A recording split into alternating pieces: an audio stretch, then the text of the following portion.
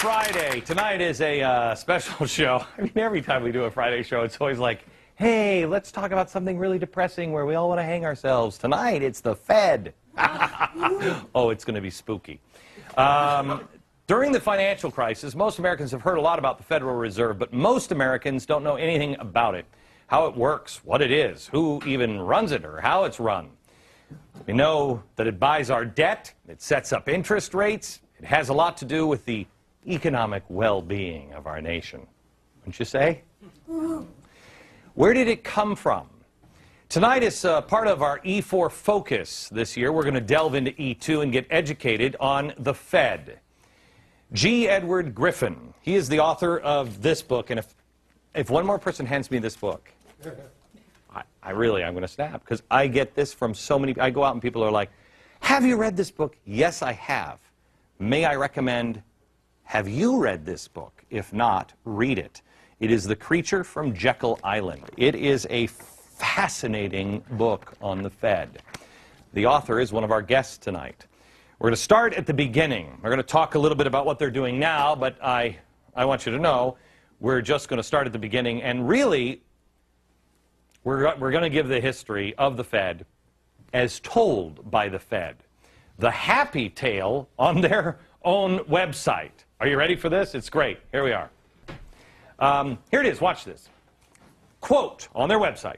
After Alexander Hamilton spearheaded a movement advocating the creation of a central bank, the first bank of the United States was established in 1791. You see how great this is? The Fed was started by a founding father. No, it wasn't. No. The first bank isn't the Fed. So what does that have to do with anything? Well, nothing. But they just wanted to throw a founding father's name in there.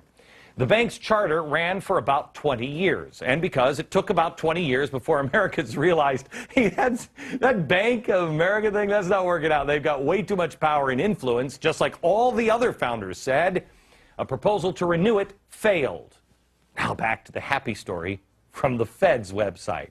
Quote, the situation deteriorated to such an extent that in 1860, a bill to charter a second bank of the United States was introduced in Congress. The second bank was very much like the first, except bigger, about 3.5 times bigger. It's always that way, isn't it? Anyway, the charter also lasted about 20 years before people went, what are we doing? Americans realized that it wielded too much power and influence, and the proposal to renew it also failed. Then, according to the Fed's website, they got rid of that nasty charter thing in the will of the people. Quote, in 1907, a severe financial panic jolted Wall Street and forced several banks into failure. Many Americans thought their banking structure was sadly out of date and needed major reform. The first draft of the Federal Reserve Act was called the Aldrich Bill because, well, the guy who wrote it was named Aldrich, and it failed. President Taft refused to support it, and you remember he was so fat they had to have a special bathtub for him. Then it underwent some surgery and a readmission as the Glass-Owen Bill, and of course it got a signature from progressive Woodrow Wilson in 1913. Well, that's the Fed's story. Bill was introduced in 1907, and in 1913, it finally came to be. Isn't everything great in sunshine and lollipop world? The Federal Reserve Act wasn't drafted in Congress. It was drafted on a private island off the coast of Georgia in 1910. Here is the island, Jekyll Island. And it was drafted under great secrecy. Jekyll Island was the retreat for billionaires like William Rockefeller and J.P. Morgan. And in 1910, Senator Nelson Aldrich, the Republican whip in the Senate and the chair of the National Monetary Commission, sent his private railroad car to the New Jersey Railroad Station, where he and 5 other men were instructed to come one at a time and everybody pretend they just didn't know each other. Aldrich, who is the guy, remember, he wrote the original bill? He was a business associate of J.P. Morgan. Oh, and the father-in-law to John D. Rockefeller, Jr. So there's no special interest happening there. There was also Abram Piatt Andrew, Assistant Secretary of the Treasury, and Frank Vanderlip, representing William Rockefeller, Henry Davidson and Benjamin Strong with J.P. Morgan, and Paul Warburg. He was a partner at Kuhn, Loeb and Company. He was representing the Rothschild banking family. Oh, he's going to talk about the Rothschilds now. He actually is an interesting character. If you ever saw Little Orphan Annie, Daddy Warbucks was named after Warburg. These are the men that represented 1/4 of the entire wealth of the world. You think we got a problem with wealth now? Those guys, 1/4 of all of the money in the world. The Morgans, the Rockefellers, the Warburgs, the Rothschilds, all in one room. Yeah, but when do they start sacrificing chickens? Well, it doesn't happen. That I'll tell you. These guys were all competitors. According to G. Edward Griffin, who we'll talk to in a minute, they all had come together to form a banking cartel so they didn't have to compete against each other. He says it was like an oil cartel or a sugar cartel, but this cartel actually went into partnership with the government. I mean, how great is that, huh? It's kind of like the drug cartels in Mexico. Wait, I didn't say that out loud, did I? So for more than a week, these men sat around there. And they sat around this big table and they hammered out all the details of what became the Federal Reserve System with 5 objectives. How many of these do you agree with? 1, to stop the growing competition from the nation's newer banks. That doesn't sound good. 2, to obtain a franchise to create money out of nothing for the purpose of lending. That one really doesn't sound good either. 3, to get control of the reserves of all of the banks so the reckless ones wouldn't be exposed to currency drains or bank runs. Oh, that's the charity part. Golly gee beef, thank you so much. Then, to shift the losses from the bank owners to the taxpayers. It just gets better and better for you and me, doesn't it? No. Again, the answer is no. And then finally, to convince Congress that the purpose was to protect the public. Well, they started the Federal Reserve with no money, just a checkbook. The government could go to the Fed and obtain instant money without having to consult the taxpayer. What a country! Money created out of nothing and then given to the government. It's loaned by the banks to you and me, and then we pay interest on it, and it goes to them. Interest on nothing. Again, the Fed is nothing more than a cartel like OPEC, except it's a money cartel. And this cartel that brought the federal government into a partnership where you and I have to answer to it. And it's only to enforce the rules of the cartel, you know, to bring those into agreement with the federal laws to protect you. It operates under the protection of the federal government, and the government has virtually given a monopoly to create the nation's money supply. There are no elected officials. There's virtually no accountability to anyone. The president doesn't get to say, I'm going to name Glenn Beck as the head of the Fed, which, oh, please. Sarah, when you're in, I'm available. Oh, did I say that one out loud, too? Can't do that. The Fed gives the president a list to choose from. Really? Well, thank you, Chairman Mao. The Fed is privately owned, but by whom? Good question. No one knows. We can't open their books, and we don't know who owns them. Really? Now, here's an interesting spin from the Federal Reserve Board website. Although they're set up like private corporations and member banks hold their stock, the Federal Reserve banks owe their existence to an act of Congress and have a mandate to serve the public. Oh, therefore, they're not really private companies, but rather owned by the citizens of the United States. Well, that's fantastic. Let's all go to the bank and make a withdrawal. Or how about we lower the interest rates at the bank we own? Yeah. The next question and the answer on the site is, are Federal Reserve Bank employees considered government employees? Answer, no. Employees of the Federal Reserve banks are not government employees. They're paid as part of their expenses of their employing reserve bank. Oh, so it's like charity. That's interesting. So it's not really private, and it's not really public. It's just this mysterious magic money dispenser that buys all our own debt, sets our interest rates, sets our economic policy, loans billions of dollars to other countries, helps us borrow billions of dollars from other countries, and then prints money just out of the thin air. And there's no drive-through window, but everything else sounds magical, doesn't it? Yes. I have news for you. There's a lot of people, when you start talking about the Federal Reserve, they start going into, and then the Bilderbergs, along with Colonel Sanders, got together, and they start going down crazy roads. There is no reason to do it. It's crazy enough. Let's talk about just the facts, shall we? Let me introduce you to a couple of our guests, because I think we have some interesting times ahead, and I have a feeling the audience is waiting to pounce. Edward Griffin is the author of The Creature from Jekyll Island, and Mike Calabria is the director of financial regulation at the Cato Institute. How are you, sir? I'm doing well, thank you, Glenn. Did I get it right as far as you're concerned? Mark, but...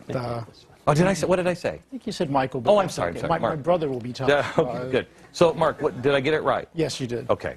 Let me go to... Now, I want to make sure I get G. G, do I call you G or do I call you Edward? Or G-Ed? Edward will work just fine. Okay. How about G-Money?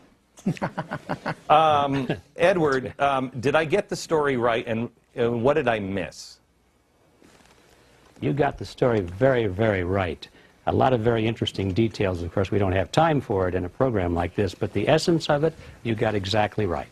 Okay. What did I miss that is important? In fact, let me go here. Let me go here. I'm going to show you this timeline. And this timeline shows all of the crashes, not the panics, but the crashes in the United States. A crash in 35, one in 1880. Then it kind of picks up. 1880, 1896, 1900, 1903, 1907, then nothing till 1929, then 37, 38, 46, 62, 87. There seems to be this clump of crashes here. Is there anything nefarious about those crashes, or is this just bad policy and everything else? Well, there are two things. First of all, you asked if there was anything that was left out.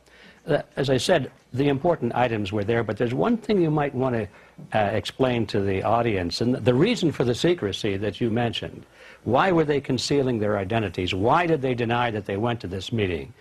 And the answer is because if the American people had known that this bill, which was supposed to protect the American people from the big bad bankers, was actually written by those same bankers, well, then the scam would have been out in the open. And that's why they had to keep the whole thing secret until many years after the meeting took place. Okay, so Edward, hang on just a second. We just did a story this week where the unions and all of these people are saying the big bag banks are getting all of our money. And I thought to myself, well, wait a minute, the unions are the ones that racked up all this debt. Then the government takes the money from the taxpayers and then has given it to the banks. The banks are the ones that are, through the central banks, causing all this problem. Mark, can you help me on this? I mean, it's... well, very much so. I mean, what we've seen is the central bank pushing all this money into the system. The Federal Reserve very much played a key role in creating the housing bubble to begin with. I mean, you might remember after the dot-com bubble burst, right, after 9/11, we cut rates. The Fed cut rates. Greenspan took them to historic lows. The mortgage market, the housing market took off, and eventually that bubble was going to burst, and it burst in 2006 when the Fed started raising rates. So they played a very big role in this, and they're trying to create bubbles today. If you look at what the quantitative easing is doing, you look at the interest rates we're seeing now. Would you agree with me? It's the last one. It's the last bubble. I think I dubbed this, maybe in 2005, I think I said, housing bubble, and then we're going to have the last one, the money bubble. Yes. It is the last one, too. Well, let's hope it's the last one. I suspect that after this bubble burst, the Fed's going to look for a way to try to create another bubble to try to make us forget about the last bubble. And that's really the way they were doing it. And there was a very conscious attitude in 2003, 2004 to say, okay, we're coming off this recession across with the dot-com bubble. What do we do to make people feel wealthier? What do we do to get people to go out and spend? And what they decided to do was, let's gin up the housing market. Everybody will feel like they have a lot of money. Right. It'll a lot of people to work. And so what are they trying to do now? Let's gin up the stock market. So and it really is creating one bubble to try to offset the effect of the last bubble. So, Edward, let me go back to you. We see the way they're working the bubbles now, but let me go back into the past. We see this clump of crashes here. And I know, correct me if I'm wrong, I think it's like a panic in the 1890s, either 1892 or 1896, where I believe it was J.P. Morgan that loaned money to the United States. He came in and personally bailed out and said, I'll lend you money. Then another one happened in like '03, and he said, you know, I can't do this anymore. You guys are on your own, but I'll get my friends together and bail you guys out one more time, and they did. And that's what kind of led to this, correct? Well, that's exactly the historic origin of it, but I think underlying this, we have to recognize the principle of the Ponzi scheme. The system really is a Ponzi scheme as we're living through it right now.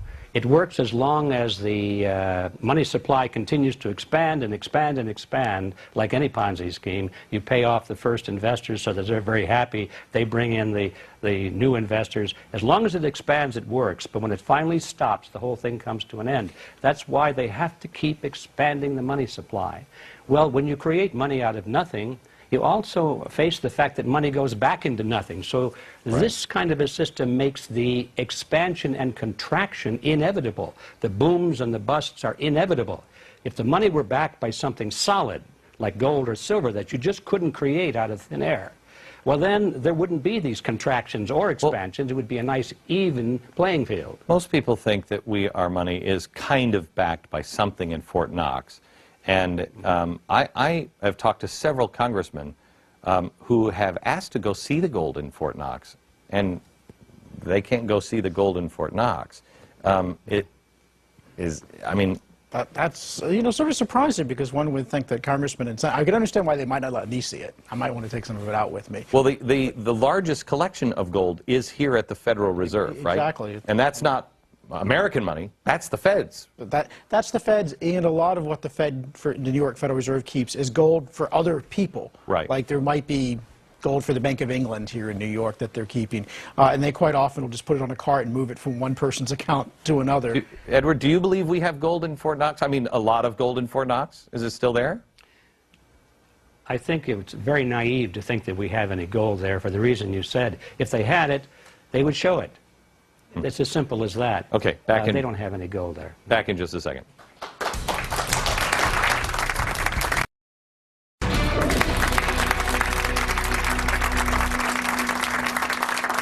All right, I want to introduce you to our guest, G. Edward Griffin. He is the author of The Creature from Jekyll Island, which is a book you must read. And then Mark Calabria. He is the Director of Financial Regulation Studies at the Cato Institute. Let me go to Edward here for this question. Whenever you go and talk about the Fed, it immediately goes into crazy town talk. It immediately goes to, and then the Rothschilds took a bottle of wine and kept little orphan children in there while they were sacrificing virgins in volcanoes. And you hear this crazy stuff when the truth is scary enough. Where does this come from? Or why do people feel compelled to go down into crazy town when just sticking to these facts alone should petrify people? Or do you believe it is I don't know the answer to that. Well, I don't know the answer to that. I do know that what you say is true, although I find it less and less true. I think in the beginning, when I first began to research this, the reliable information on the Fed was pretty hard to find. So all you really had was this kind of garbage to choose from. A lot of speculation, a lot of theory, a lot of fantasy. But now there's quite a bit of hardcore information out there, and I see that less and less of that is in the way. Do you think, happy to report that. Do you think, because remember, you're talking to the chief conspiracy theorist on planet Earth, I believe I've been dubbed now. Do you believe that this actually kind of works to their advantage? You can just dismiss people. Oh, that's crazy. When you say, I want to look at the books of the Fed, I want to know who owns them. Explain to me who is the owner of the Fed? Who is issuing all of this debt? Who's making all of these decisions or money? And show me your books. They immediately can say, oh, really? Yeah, you don't know who owns this, right? Woohoo. And you're like, well, no, that one's a fact. Don't you think it works to their advantage? Either of you have thought of that? I think it very much does. What they're trying to give you the perception is, I mean, it's monetary policy. I mean, we need to have a bunch of PhDs around the table because this is just too complicated for you to understand. Don't worry yourself. Trust us. You know, we'll get it right. We are, you know, we've got the public interest at heart. How frightened were you when you heard Greenspan in an interview say, there's stuff, these CDOs and everything else that I don't even understand? And I'm like, what? Well, that's one of the reasons for the secrecy. They are, I think, scared to death that we will figure out that they don't know what they're doing. And the whole show will be up. We will figure out that they don't know how to run an economy, they don't know how to run monetary policy. Well, I don't think all the secret. No, it's not. They haven't figured out that. They still think they've got us snowed. Edward, when you look at the Fed, any idea who's getting rich? Do they walk away at the end with piles of money? If we all lose, are they still, they're fine? Who's walking away with this? I don't see it that way. I think these people already have about as much money as they could possibly spend. They started off with so much wealth that another mansion, another jet, another yacht doesn't make that much difference. I think what these people are doing, Glenn, is they're taking the leverage of this power, this financial power, and they're converting that into political power. Their vision now is much bigger than just making money. Their vision is really in terms of controlling nations and in controlling society and in controlling the world. We've all heard that famous phrase, the New World Order. They use this phrase over and over again. It's their phrase, and they're really serious about it. They're taking the money and they're buying up political leaders, they're buying up media outlets, they're buying up large organizations, influencing labor unions and so forth. Show me how give me an example of where they're buying up media organizations or labor unions. Well, all right, here's how it works. You know, the human being is a herd animal. We follow in groups. We follow leaders. And so all that anybody needs to do to control a society is to control the leadership of that society through what these people call the power centers. Those are the large organizations, you know, the things that people belong to, and they have leaders and they follow. They respect their leaders. We're talking about political parties, labor unions, church organizations, the obvious things. So they know that if they can dominate just the heads of these organizations, the half of 1% of the population that is in control of the power centers, they've got the masses in line. And so when you look at the tops of these organizations, they're all in line with the Federal Reserve, with the New World Order, and that sort of thing. Okay. It is not the membership, but the top. It's the Saul Alinsky principle of organize the organized. Let me come back. Audience questions, and then I want to ask you, Mark, about Ronald Reagan. The story is that Ronald Reagan was kind of taking on the Fed and rattling the cages, and the Fed taught him a lesson, and he kind of went back into line. We'll get into that in a second.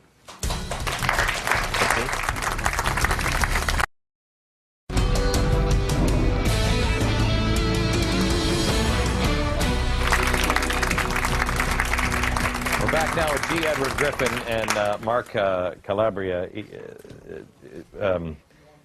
Edward is the author of A Creature from Jekyll Island. If you haven't read this book, you should. Are you surprised, Edward, on how many people are reading this book now? It's got to, I mean, how long ago did you write this? How long ago? Well, it was published in 1994 was the first year. Yeah. And I'm totally surprised because it's a big, thick book, as you know. I thought it would be good for a doorstop. But amazingly, people really have taken an interest in it. Yeah, it's got to be flying off the shelves because, I mean this sincerely. I probably have 100 copies of this myself because people come up to me all the time and say, you got to read this book. And I'm like, no, I haven't. And they're like, no, you got to read this book. I'm like, no, I haven't. And so I just take it. It's an amazing read that, you know, most people have never taken this journey down. I want to go to Ronald Reagan here for a second with you, Mark, and ask you, because I've always heard that Ronald Reagan you know, after the 1970s and Jimmy Carter, which was kind of a mild version of what I think we're in now. Wow, that's scary, isn't it? He came in and he wanted to change some things, and the story is that the Fed taught him a lesson. True? There was a lot of pushback on the regulatory side, and that's the reason, if you remember, that Reagan reappointed Volcker one time, but he did not reappoint him the second time, and because at that point they were not getting along all that well, and there were pretty big differences in policy, and this is despite Reagan was very supportive of Volcker's efforts to bring inflation down. Most of the disagreements were really on the regulatory side. Reagan, in his Treasury Department, wanted to redo banking regulation in a way that Volcker did not agree with, as well as you may or may not know that the regional presidents have to be approved by the Federal Reserve here in Washington. And so there were a number of people that Reagan wanted to get appointed to regional Federal Reserve banks, and these were hard money people. These were people who were inflation fighters, and Volcker vetoed them. So he kept pushing Reagan's people out of the Federal Reserve system. Okay.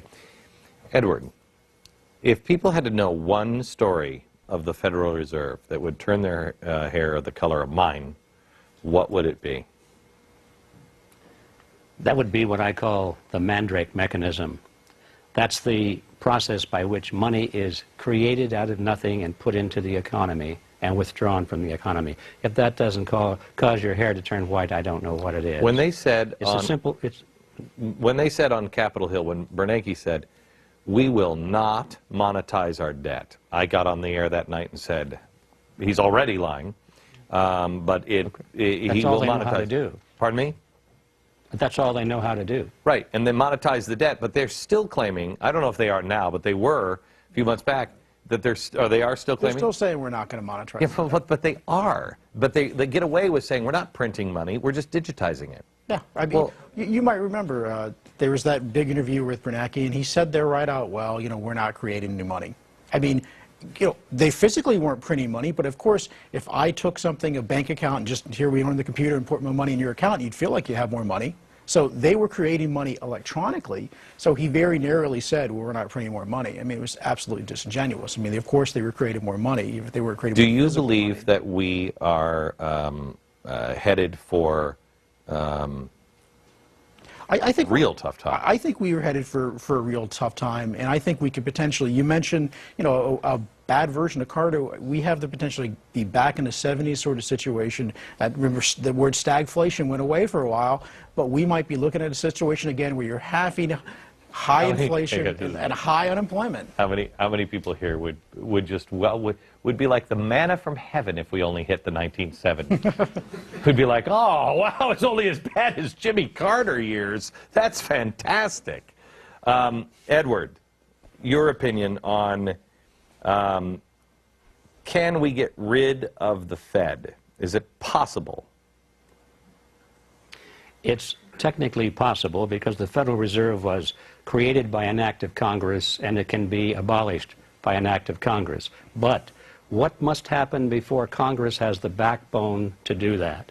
It has to be a complete change in Washington because by and large the people that are in office today are very much beholden to this creature, and they're not going to do it. So we have a political agenda here. If you have people who, like you say, can control through monetary policy, you'll never get those people.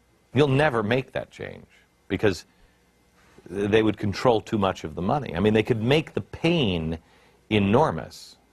Am I wrong on that? No, you're quite right. In fact, we have the precedent for that during the fight between President Jackson and the Second Bank of the United States. The head of the central bank, which was that version of the Federal Reserve today, his name was Nicholas Biddle, and he fought back exactly that way. When Jackson tried to generate support for getting rid of the Second Bank, he said, I will pull the country down. He said, the nation will fall, the people will fall, but the bank will not fall. That was his exact quote. And he practically succeeded in doing that. So you can be sure, in a contest of this kind, where we're challenging the Federal Reserve power, there's no question in my mind that they will pull out all the stops and try and ruin the economy and then blame it on the fact that we were challenging the Federal Reserve. Let me ask this one question from you, Mark, and then we have to take a break, and that is, how much of, how connected are the central banks? How connected? I mean, how much, when I saw them say, you know what, we're going to devalue everybody's money here for a while to help Japan out, I thought, wait, hold it. Shouldn't you talk to maybe, I don't know, the people of the world? And they're just moving together as one, central bank to central bank. There really is a bankers club that's been there since the beginning. For instance, I mean, even among mainstream economists, it's generally recognized that the Federal Reserve of New York's efforts to support the British pound and support the Bank of England in the 1920s helped cause the stock market bubble here. And you see that it's been continued ever since. I mean, we lent tons of money during the crisis to other central banks. And this is the problem, is that they talk to each other. You know, so their constituency is protecting each other and making each other look good, not essentially listening to what the American public wants. So I do think there's a real problem that they're not looking out for our interests as much as they're looking out for the interests of each other. Back in just a second.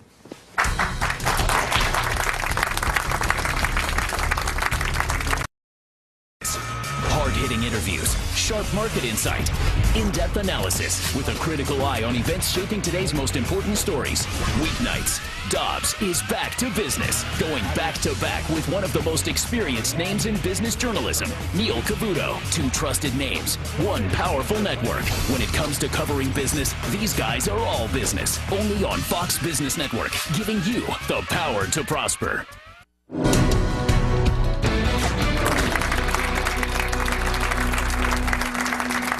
We're talking about the Federal Reserve System, and we're back with G. Edward Griffin and Mark Calabria.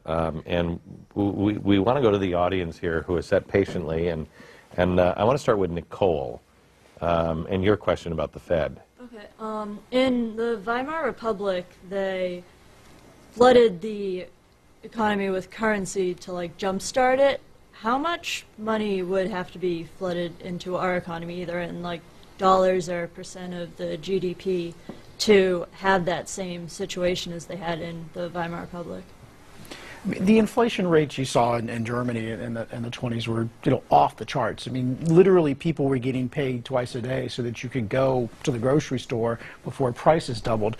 And, you know, literally you'd be there at a cup of coffee, and by the time you got your next cup of coffee, it was more expensive than the last cup of coffee. So we were talking, you know, interest rates, double digits over the course of a day. Well, you have Zimbabwe. Yeah, in Zimbabwe. You have Hungary. So it's certainly very feasible, but we are a long ways away from that. You know, I think worst case scenario for the United States is we're going to start to see inflation in the high single digits. Now, I think that that's important because even at a 2% rate of inflation, which the Federal Reserve tells us is price stability, at a 2% rate of inflation over 30 years, half of the value of any asset is wiped out. So, you know, this slowly erodes over time. Now, obviously, when you get to something like 10 or 20% inflation, you're just running to stay ahead and protect the wealth you have. Edward, do you have any point of context here on the printing of money? They're now talking seriously about printing money as a way out of this unsustainable debt. Well, that's always been their theory. They're just talking about it more openly now. And that's, as I said a moment ago, that's their only trick. And so we can anticipate that's the trick they're going to play. But in terms of inflation, I am not quite as optimistic about the inflation rate, or as impressed by this 2% or 3% figure. I believe that the government is not telling us the truth about the true inflation rate. I think they're fixing the formula. You think? You know? I don't think I'm alone in this, obviously. But what is the true rate? I believe, from what I can see, that it's pushing up to about 20% right now. Maybe not be that high, but that certainly is the rate at which gold is expanding, and historically that's always been a very accurate measure over a long period of time of true inflation. Well, how far can that go? I don't know. Well, here's the thing. Everybody, all the experts will tell me, because they've digitized the money, yes, that and most of the money is sitting in banks, that you know, these people who are trying to collapse our economy, they say the banks have the money, we want that money. What the experts will tell you is, well, no, we're not going to cause inflation because the banks have that money, and so it's not in the system. It only is a problem when it's pushed out into the system. Well, the problem is not just inflation, but if you want to pull all that money back, you have to pull it back by higher interest rates. Yes. So how high do the interest rates have to be? Let's not talk about inflation. Let's talk about I'm going in to get a loan. How high do the interest rates have to be to pull and suck all of that money back in to the Federal Reserve? Well, you remember, I mean, during the early 80s, I mean, the prime rate got over like 21%. Right. And so one should start with, we are going to see higher interest rates either because of inflation and or the Fed having to raise rates to fight inflation. So I will tell you that I talked to Art Laffer, this is 2 years ago, and I said, Art, how high do they have to be? And he said, Glenn, I'm not going to give you a number. He said, substantially higher than what we saw in the 1970s and 80s. My question to him was, how do you not stop the heart of the economy if you've got, let's just say, 25% interest rate? But nobody has an answer on that one.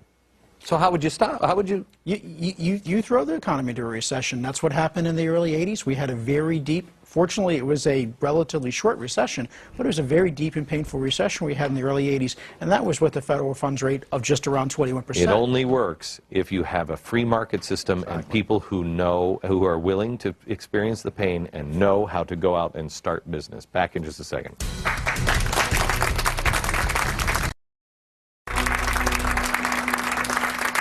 We're just having an interesting conversation here with Morgan. How old are you, Morgan? I'm 23. You're 23. You just asked the question in the break. I don't have anything. Right. What do I do, right? What do you do when it all comes crashing down if you don't have anything because you're just starting out? I mean, I think you do need to be concerned. I mean, fortunately, for good or bad, you're not in as bad shape as people who are savers. I mean, the people who are really getting hit the worst by this are people who've been saving all their lives, who are near retirement. You hopefully have enough time to plan against this. You need to put yourself, I mean, the first, most immediate thing you can do is build your own human capital, because labor will always be worth something and brains will always be worth something. And hopefully they can't inflate that away. But any physical wealth is going to be something that you got to find a way to protect yourself and hedge it. And you can look at a variety of commodities, whether it's silver or gold, or whether it's even the food stuff, or even it's land, because all of those things tend to hold their value in inflation. And then buckle up. Yes. And then buckle up. Who was it? Was it Alex or it was Steve? Yeah, Steve. That there really is gold that backs the ETFs. That's it. That's the electronic transfer, right, of gold. That's the gold. That's paper gold. Yes. The operative word, I guess, here is backs. You know, when the Federal Reserve started out in 1913, you had to have 40 cents of gold for every dollar that they issued. We're not even at 1 cent for every dollar that's issued. So in no way could you go and get gold for your dollar bills. Now, I think an important part, we talked earlier about what would make people change their mind about the Fed. I think a lot of people have forgotten that up until 1971, when Nixon took us off the international gold standard, there was an anchor that kept the dollar somewhat stable. And you really didn't see a burst of inflation in history until after that happened. So if we did nothing but went back on a gold, some sort of standard, internationally, you get a really big constraint on the Fed because of that. Let's go back there, because Ed had a question here about the gold standard, right? I understand there is a bill in the North Carolina House, H.R. 301, to create a state-based currency backed by gold and silver. And Utah just passed a bill, and the governor signed it, saying we'll accept gold now or U.S. dollars. I don't know how they're going to get away with it, but I want to go there, and can you even get back to a gold standard without massive pain? Next. The states that want a gold standard, like Utah. Good idea, bad idea? I think it's absolutely a great ideal. I mean, you can't trust and you can't wait on the federal government to fix this. The answer is going to come from somewhere. It'll come from the states. And let me give you this answer. I think it's even smaller than that. The answer is going to come from you. Somebody in the audience said, well, geez, if we don't have anything, what are we going to do?